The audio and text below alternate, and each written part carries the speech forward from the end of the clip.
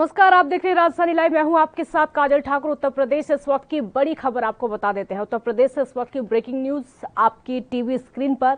आज से मेट्रो यात्रियों को राहत मिलेगी। उत्तर प्रदेश से इस वक्त की बड़ी खबर आपके सामने। आज से मेट्रो यात्रियों को राहत मिलेगी। लखनऊ नोएडा में मेट्रो सेवा की शुरुआत आज से हो रही है। आपको ये भी बता दें कि सभी 75 जिलों को कर्फ्यू से मुक्त कर दिया गया है। कोरोना नियमों का पालन पूरी तरीके से किया जाएगा। प्रदेश में नाइट कर्फ्यू लगातार जारी रहेगा। जो पाबंदियां हैं कुछ वो भी लगातार जारी रहेंगी, लेकिन कोरोना कर्फ्यू जो है उससे पूरे प्रदेश को मुक्त कर दिया गया है। कोरोना के चलते 1 मई को मेट्रो सेवा बंद हो गई थी, लेकिन अब उसको खोला जा रहा है। कोरोना नियमों का पूरी तरीके से पालन करना होगा और उसके साथ ही मेट्रो सेवाएं अब शुरू हो रही हैं। मेट्रो सेवाओं की शुरुआत अब धीरे धीरे होती चली जा रही है। उत्तर प्रदेश से राहत की खबर है। प्रदेशवासियों के लिए बहुत बड़ी राहत की खबर है, क्योंकि लखनऊ और नोएडा में अब मेट्रो सेवा की शुरुआत धीरे धीरे हो रही है, क्योंकि पूरे प्रदेश को अनलॉक कर दिया गया है, जिसके बाद सरकार की तरफ से ये बड़ा फैसला लिया गया है। और अब खबर पर वापस आते हैं, क्योंकि राजधानी लाइव की दिल्ली से पहली खबर है। दिल्ली में कोरोना की रफ्तार लगातार धीमी होती चली जा रही है, जिसके चलते जो आंकड़ा है संक्रमितों का वो भी लगातार कम होता जा रहा है। पिछले 24 घंटे की अगर बात करें तो 316 नए केस सामने आए हैं और वहीं कोविड संक्रमित 41 मरीजों ने अपनी जान गंवाई है। दिल्ली में कोरोना संक्रमण की दर घटकर 0.44% पर सिमट गई है। अब तक दिल्ली में कोरोना से कुल 24,668 लोग अपनी जान गंवा चुके हैं। दिल्ली में कोरोना एक्टिव मामलों की संख्या अब 4,962 हो चुकी है। 24 मार्च के बाद सबसे कम आज ही केस आए हैं। 24 मार्च को ये संख्या 4,890 थी। दिल्ली में होम आइसोलेशन में रह रहे मरीजों की जो संख्या है 1,795 हो चुकी है।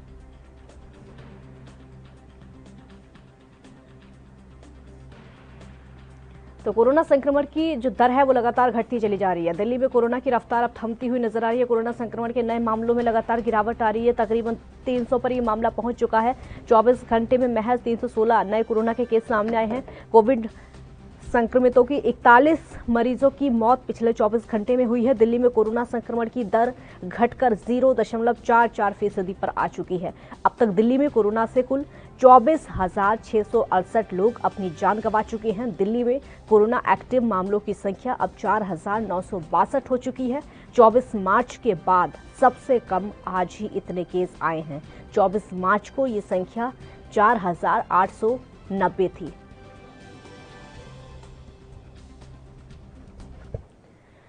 राजीव तिवारी संवाददाता इस समय दिल्ली से हमारे साथ ज्यादा जानकारी के लिए लाइव जुड़ चुके हैं। राजीव, जो केसेस की संख्या है देश की राजधानी में लगातार कम होती चली जा रही है, लोगों को बहुत बड़ी राहत मिली है।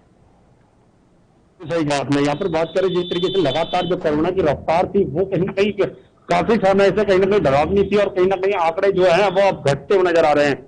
बात करें जिस तरीके से पिछले 24 घंटे की, तो पिछले 24 घंटे के अंदर 316 के करीब आंकड़े आ चुके हैं और 41 की मौत हो चुकी है। मगर बात करें होम आइसोलेशन के रहने वालों के लोग जो इलाज करा रहे घरों के अंदर, वो भी लगभग 1400 के करीब है। मगर यानी सीधे सीधे कहें तो काफी हद तक स्थिति जो है वो दिल्ली के अंदर सुधरती हुई नजर आ रही है और कहीं ना कहीं दिल्ली सरकार ने इसी स्थिति को देखते हुए अनलॉक किया गया है और लगातार निरंतर जनता को राहत देने की कोशिश की रही है। जो अर्थव्यवस्था जनता की बिगड़ी हुई थी उसको भी पटरी पर लाने की कोशिश की जा रही है। बात करें मेट्रो सेवाओं की, तो मेट्रो सेवाएं बिल्कुल खोल दी गई हैं, बसें खोल दी गई हैं, हर तरीके से मार्केटें खोल दी गई हैं, मगर कहीं ना कहीं सोशल डिस्टेंसिंग का दायरा बिल्कुल बना के रखना होगा। जी, सोशल डिस्टेंसिंग का दायरा पूरी तरीके से बनाकर रखना होगा, क्योंकि अब जो है अनलॉक की प्रक्रिया को कई दिन हो चुके हैं। धीरे धीरे जो है जिंदगी पटरी पर लौटने लगी है। कैसा माहौल इस समय देश की राजधानी में देखने को मिला है जब से दिल्ली को अनलॉक किया गया है?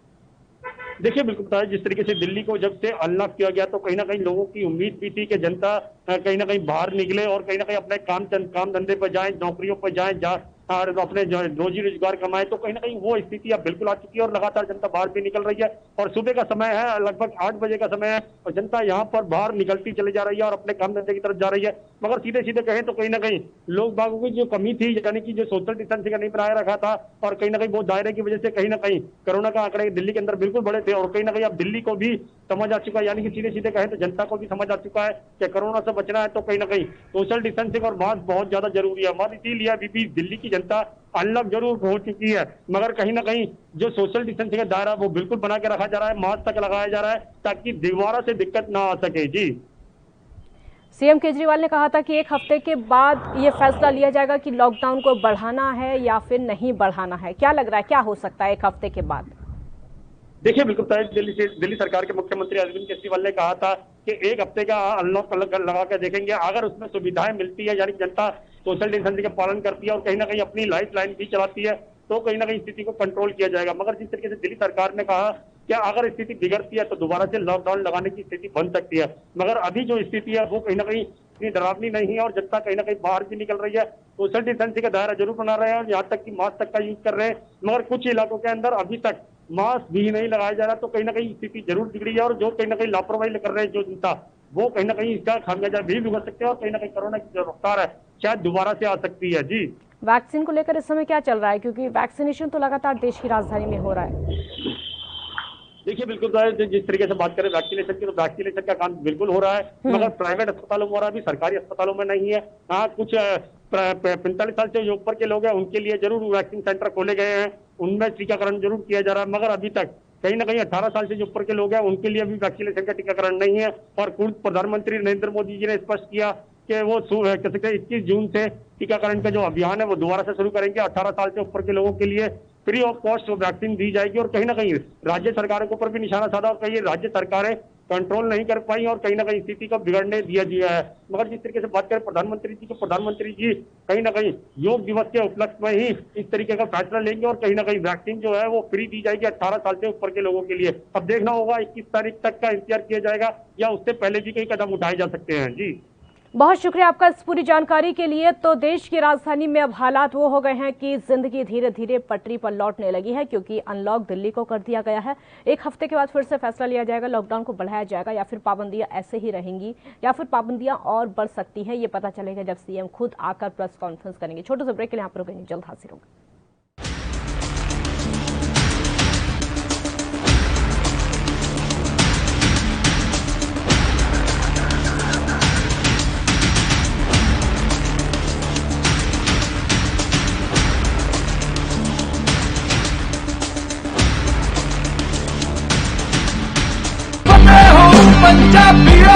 फतेह किट ਦਿੱਤੇ ਨੇ ਕਿ ਤੁਹਾਨੂੰ ਕਿਤੇ ਜਾਣ ਦੀ ਲੋੜ ਨਹੀਂ। ਅਗਰ ਤੁਸੀਂ ਪੋਜ਼ਿਟਿਵ ਹੋ, ਸਟੇਜ 1 ਦੇ ਵਿੱਚ ਹੋ, ਲੈਵਲ 1 ਦੇ ਵਿੱਚ ਹੋ, ਆਪਣੇ ਘਰ ਜਾਓ, ਫਤਿਹ ਕਿਟ ਤੁਹਾਨੂੰ ਮਿਲ ਜੂਗਾ।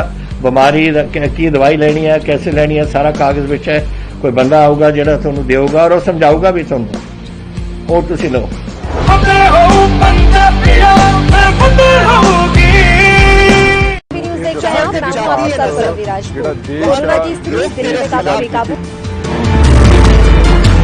खबरनामा, खबर से असर तक शाम 5 बजे सिर्फ ANB न्यूज पर।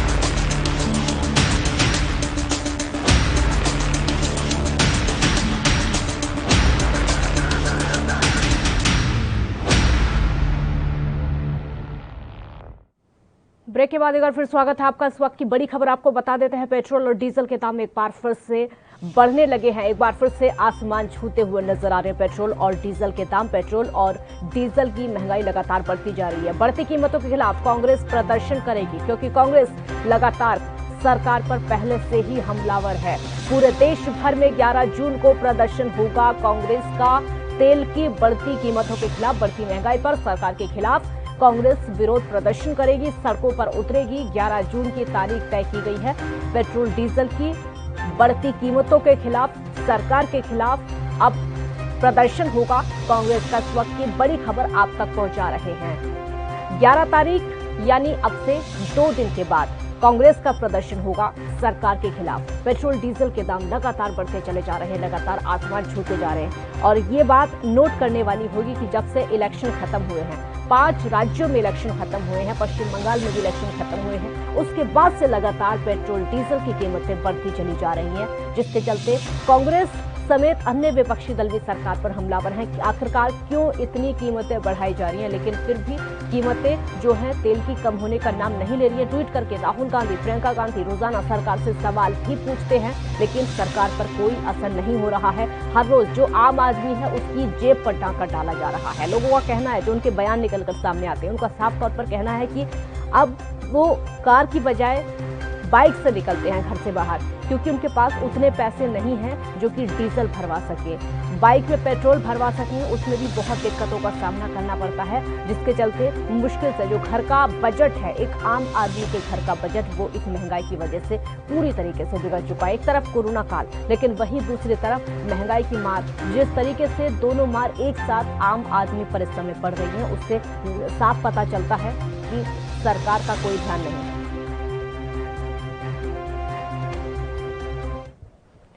एक ब्रेक के लिए यहाँ पर रुकेंगे, जल्द हाजिर होंगे।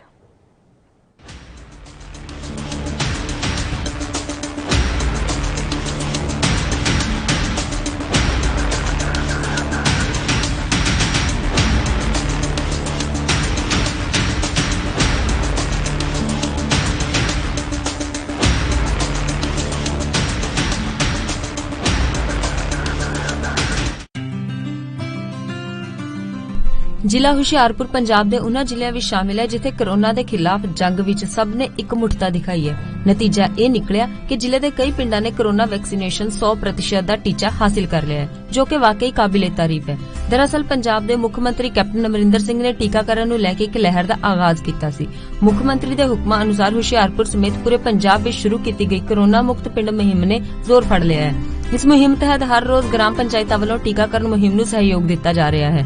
ਇਸ ਮੁਹਿੰਮ ਦੇ ਸ਼ੁਰੂ ਹੋਣ ਤੋਂ ਬਾਅਦ ਪਹਿਲੇ 48 ਘੰਟਿਆਂ ਵਿੱਚ ਹੀ ਜ਼ਿਲ੍ਹੇ ਦੇ 11 ਪਿੰਡਾਂ ਨੇ ਕਰੋਨਾ ਵੈਕਸੀਨੇਸ਼ਨ ਦੀ 100% ਦੀ ਪਹਿਲੀ ਡੋਜ਼ ਲਗਵਾ ਲਈ ਸੀ।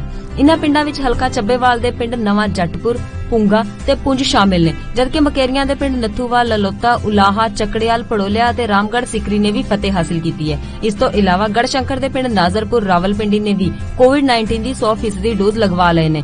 ਦੂਜੇ ਪਾਸੇ ਡਿਪਟੀ ਕਮਿਸ਼ਨਰ ਅਪਨੀਤ ਰਿਆਤ ਨੇ ਵੀ ਪਿੰਡਾਂ ਦੇ ਸਰਪੰਚਾਂ ਨੂੰ ਇਸ ਉਪਲਬਧੀ ਲਈ ਵਧਾਈ ਦਿੱਤੀ ਹੈ ਤੇ ਹੋਰਨਾਂ ਪਿੰਡਾਂ ਨੂੰ ਵੀ ਆਉਣ ਵਾਲੇ ਦਿਨਾਂ 'ਚ 100% ਟੀਕਾਕਰਨ ਲਈ ਪ੍ਰੇਰਿਤ ਕੀਤਾ ਹੈ। ਉਨ੍ਹਾਂ ਦੱਸਿਆ ਕਿ ਜ਼ਿਲ੍ਹੇ ਵਿੱਚ 3,52,723 ਲੋਕਾਂ ਦਾ ਟੀਕਾਕਰਨ ਹੋ ਚੁੱਕਾ ਹੈ ਤੇ ਰੋਜ਼ਾਨਾ 5,000 ਤੋਂ ਉੱਤੇ ਲੋਕਾਂ ਦਾ ਟੀਕਾਕਰਨ ਹੋ ਰਿਹਾ ਹੈ। ਦਰਅਸਲ ਪੰਜਾਬ ਦੇ ਮੁੱਖ ਮੰਤਰੀ ਕੈਪਟਨ ਅਮਰਿੰਦਰ ਸਿੰਘ ਨੇ ਐਲਾਨ ਕੀਤਾ ਸੀ ਕਿ ਸੂਬੇ ਦੇ ਪਿੰਡਾਂ ਵਿੱਚ 100% ਕਰੋਨਾ ਟੀਕਾਕਰਨ ਦੇ ਟੀਚੇ ਨੂੰ ਹਾਸਿਲ ਕਰਨ ਵਾਲੇ ਪਿੰਡ ਨੂੰ 10 ਲੱਖ ਰੁਪਏ ਦੀ ਵਿਸ਼ੇਸ਼ ਗ੍ਰਾਂਟ ਦਿੱਤੀ ਜਾਵੇਗੀ, ਜਿਸ ਦੇ ਨਤੀਜੇ ਵਜੋਂ ਪੰਜਾਬ ਦੇ ਸਾਰੇ ਪਿੰਡਾਂ 'ਚ ਵੈਕਸੀਨੇਸ਼ਨ ਨੇ ਜ਼ੋਰ ਫੜ ਲਿਆ।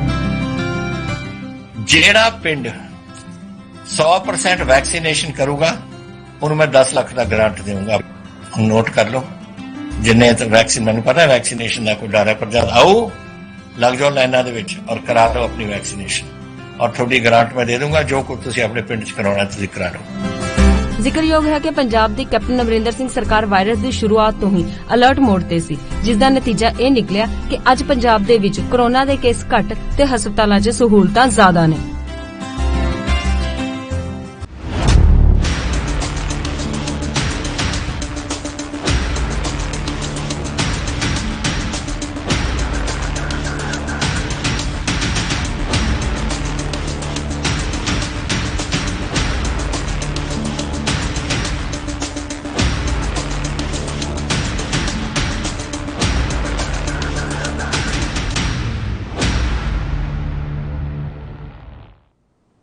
ब्रेक के बाद एक बार फिर स्वागत है आपका। महाराष्ट्र के महसला इलाके में 3 नई सड़कें बनी थी, लेकिन 5 जून को हुई बारिश में तीनों सड़कें बह गई हैं, जिससे नाराज इलाके में शिव सैनिकों ने जमकर उत्पात मचाया है और अभियंता के ऊपर कालिख पोतकर अपनी नाराजगी व्यक्त की है। हालांकि शिवसेना के लिए ये कोई नया चेहरा नहीं है। समय समय पर शिवसेना इस तरीके की घटनाओं को अंजाम देती रहती है और शायद इन्हीं सब चीजों के लिए जानी जाती है।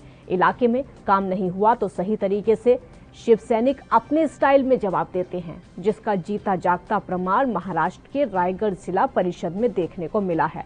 हालांकि इसको दादागिरी भी कहा जा सकता है या फिर सबक सिखाना भी कहा जा सकता है, जिस तरीके से लिया जाए, लेकिन शिव सैनिकों को अक्सर इसी अंदाज में और इसी स्टाइल में देखा जाता है, क्योंकि बारिश में पूरी तरीके से पोल खुलकर रख गई है। सप्ताह भर पहले जो सड़क बनी थी, अब बरसात हुई है, वो जो सड़क बनी थी पूरी तरीके से गायब हो चुकी है, जिससे गुस्साए शिव सैनिकों ने अभियंता के चेहरे पर कालिक पोत दी है। ये तस्वीरें आपके सामने हैं। ये जो तस्वीरें हैं मुंबई की इस समय हैं, मुंबई की तस्वीरें हैं जहां पर अभियंता के चेहरे पर कालिक पोती गई है।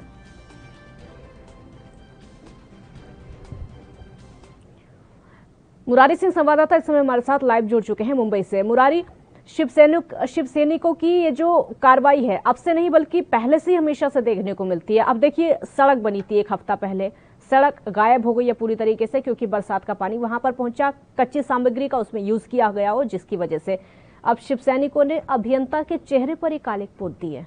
कैसे देखें इसको? सही कहना है, महाराष्ट्र के रायगढ़ डिस्ट्रिक्ट की एक घटना है जहां पर सप्ताह भर पहले रोड बना था। रोड की शिकायत की गई थी कि काम बराबर नहीं हो रहा है, कैसे नहीं हो रहा है, और नतीजा जब यहाँ बरसात पहुंची तो रोड जो है वो तालाब में तब्दील हो गए और तो पूरी तरह से गड्ढा हो गया, जिसे लेकर के शिव सैनिकों ने अभियंता कार्यालय पर पहुंचे और अपनी शिकायत कर रहे थे। उस दरमियान अधिकारियों का और शिव सैनिकों के बीच में कहा बात इतनी बढ़ गई कि हाथापाई से लेके अभियंता के मुंह पर कालिक पोता गया। हालांकि मुरारी के लिए कोई बात आपको रोकूंगी, एक ब्रेक के लिए यहाँ पर रुकना होगा, जल्द हाजिर होंगे।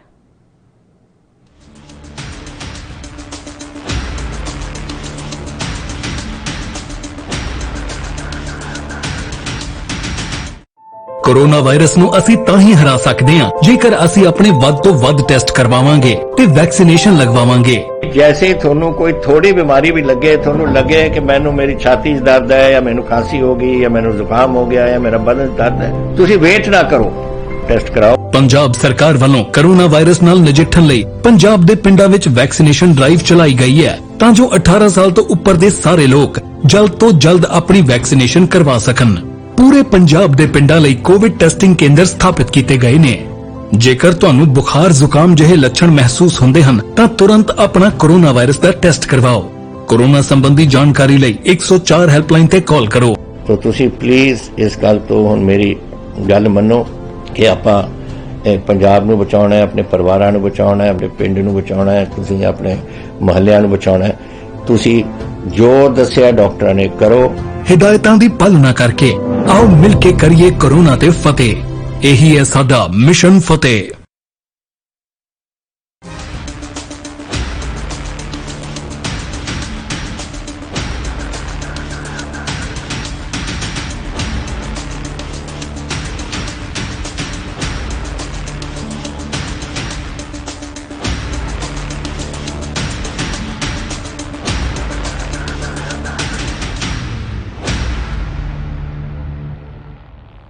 ब्रेक के बाद एक बार फिर स्वागत है आपका। तो मुरारी संवाददाता हमारे साथ लाइव जुड़े हुए हैं। मुरारी, अपनी बात पूरी करिए और ये भी बताइए कि ये तो एक तरीके से शिव सैनिकों की दादागिरी हो गई, गुंडागर्दी हो गई। जी का ये कहना गलत नहीं होगा। जिस तरीके से शिव सैनिकों ने अधिकारी के साथ में पहले बदसलूकी की, गाली गलौज हुई और उसके बाद में एक शिव सैनिक ने जिस तरीके से हाथों में कालिक लेकर के उनके कोशिश की है, इससे कहना गलत नहीं होगा कि शिव सैनिक पूरी तरह से यहाँ गुंडागर्दी पर उतर गए थे। मानते हैं कि रोड के काम खराब हुए थे, लेकिन क्या वो अधिवंता ही का जो रोड बनाया था उसमें कॉन्ट्रैक्टर रहे होंगे? जांच का विषय होगा। जो भी दोषी होगा उनके ऊपर कार्रवाई करने की मांग सही है, लेकिन एक सरकारी अधिकारी के दफ्तर में उसके साथ बदसलूकी करना, बात ये कहीं न कहीं शिव सैनिकों के लिए कोई नई बात नहीं है। इससे पहले भी इस तरीके की चीजें शिव सैनिकों द्वारा देखी। सवाल ये उठता है कि जब उनकी सरकार है यहाँ पर, मुंबई महानगर पालिका में उनके मेयर है, बावजूद उनके वो गुंडागर्दी का सहारा ले रहे हैं, आधिकारिक तौर पर कोई कार्रवाई क्यों नहीं करते? ऐसे सवाल भी लोगों के बीच में उपस्थित हो रहे हैं। एक सप्ताह के बरसात में जो स्थिति, जो हालात बिगड़े हैं,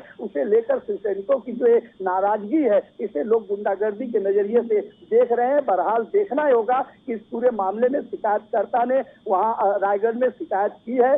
पुलिस और सरकार इस मामले में किस तरह की गंभीरता लेती है? क्या उस अभियंता के जो जलील हुए हैं, जो उनके साथ में मानहानि हुई है, उस पर कोई मामला पुलिस दर्ज करती है? क्या इन शिव सैनिकों के ऊपर कोई लगाम लगाई जाती है? ये इंतजार करना होगा।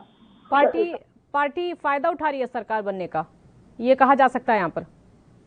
काजल, ये कहना गलत नहीं होगा। आप अंदाजा लगाइए कि एक अभियंता के कार्यालय में इस तरीके से घुसकर मारी मारा करना, 24 घंटे से ज्यादा का वक्त गुजर जाना और कोई भी FIR न होना, किसी की गिरफ्तारी न होना और किसी भी जिम्मेदार नेता का कोई बयान नहीं आना, तो ये भी कहना गलत नहीं होगा कि जब सरकार सत्ता में है तो फिर कार्यकर्ता खुद मैदान में होंगे, और जिसका जीता जागता प्रमाण रायगढ़ में देखने के लिए मिला। बिल्कुल, बहुत शुक्रिया आपका इस पूरी जानकारी के लिए। ब्रेक के लिए यहाँ पर रुकना होगा, जल्द हाजिर होंगे। आप देखते रहिए ANB न्यूज।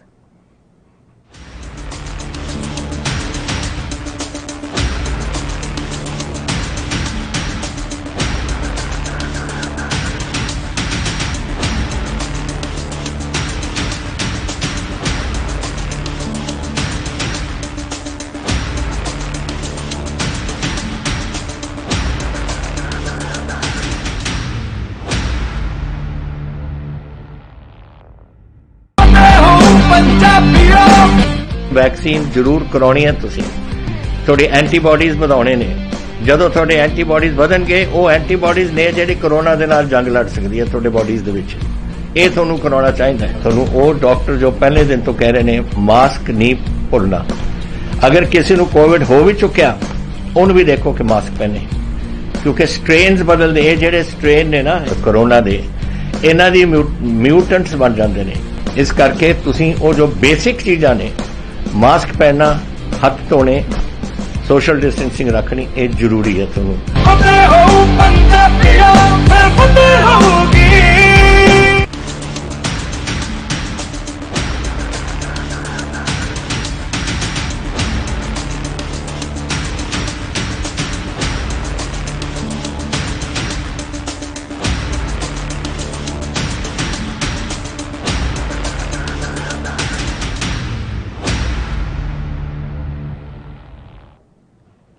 ब्रेक के बाद एक बार फिर स्वागत है आपका।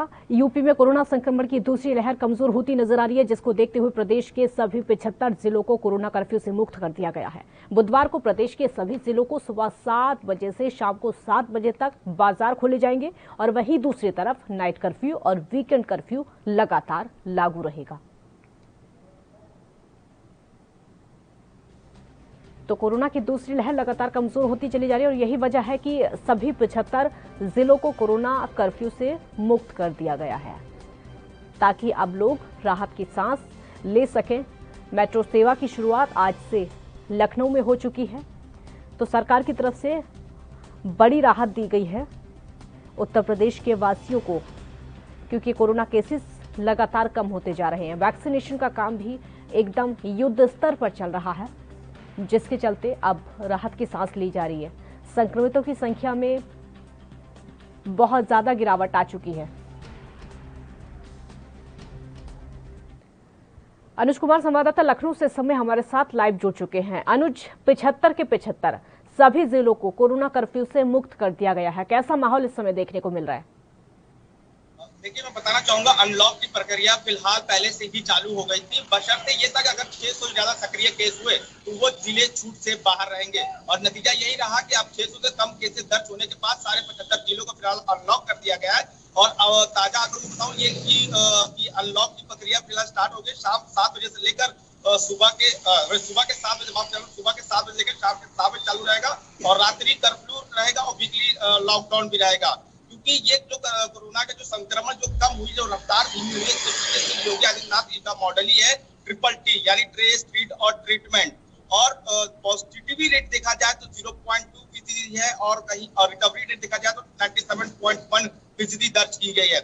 और एक्टिव केसेस के मामले में बीते 24 घंटे के अंदर सिर्फ लखनऊ में 995 दर्ज किया गया है, जिसमें कि 50 पर डे का मतलब सक्रिय केस आए हैं, जिसमें कि 3 मौतें हुई हैं। और पूरे उत्तर प्रदेश की बात की 14,000 से कम एक्टिव केस मापी गई है। ये कुल मिला के ये नतीजा सिर्फ TTT योगी आदित्यनाथ ने तैयार किया, जिसके बाद ट्रेस, ट्रीट और ट्रीटमेंट का नतीजा निकला, जिसके बाद एक्टिव केस कम आ गए और उत्तर प्रदेश दूसरे राज्यों के मुकाबले सबसे नंबर 1 पे आ गया, क्योंकि 5 करोड़ टेस्ट भी उन्होंने दर्ज किए थे जो कि रखे गए थे। दूसरी ओर बताना चाहूंगा कि बाजार खुले रहेंगे और जो शॉपिंग मॉल्स है, सिनेमा हॉल्स है, वो फिलहाल बंद रहेंगे, जिम स्पा बंद रहेंगे, मंडियां खुली रहेंगी, मेट्रो सेवाएं फिलहाल चालू रहेंगी, जिसमें कि आवागमन भी रहेगा, मास्क रहेगा, 2 गज की दूरी रहेगी और बस स्टेशनों, रेलवे स्टेशनों पे स्कैनिंग और एंटीजन टेस्ट भी कराए जाएंगे। जी, मेट्रो की अगर बात करें तो जैसे हमने दिल्ली में देखा 50% की क्षमता के हिसाब से मेट्रो को दोबारा चालू किया गया है, क्या लखनऊ में भी ऐसा है?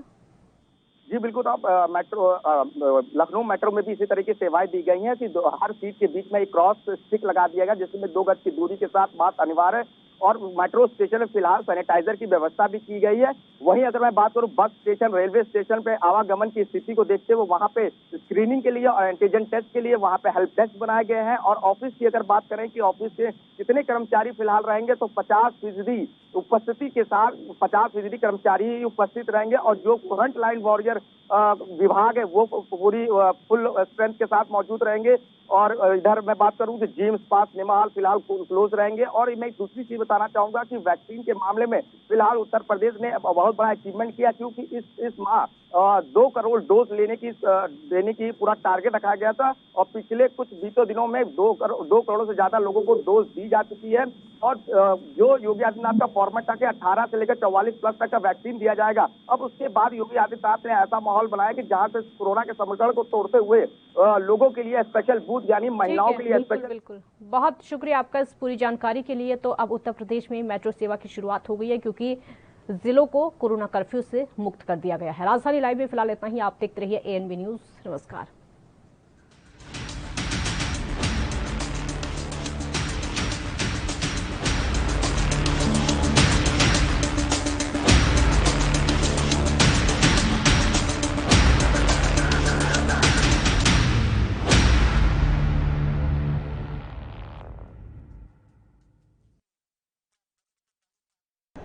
यात्रीगण कृपया ध्यान दें, ANB express news on wheels Tata sky, Airtel, Facebook page, Instagram, Jio TV, Google play, YouTube और ऐप स्टोर पर रात 9 बजे ANB न्यूज पर आ रही है। धन्यवाद।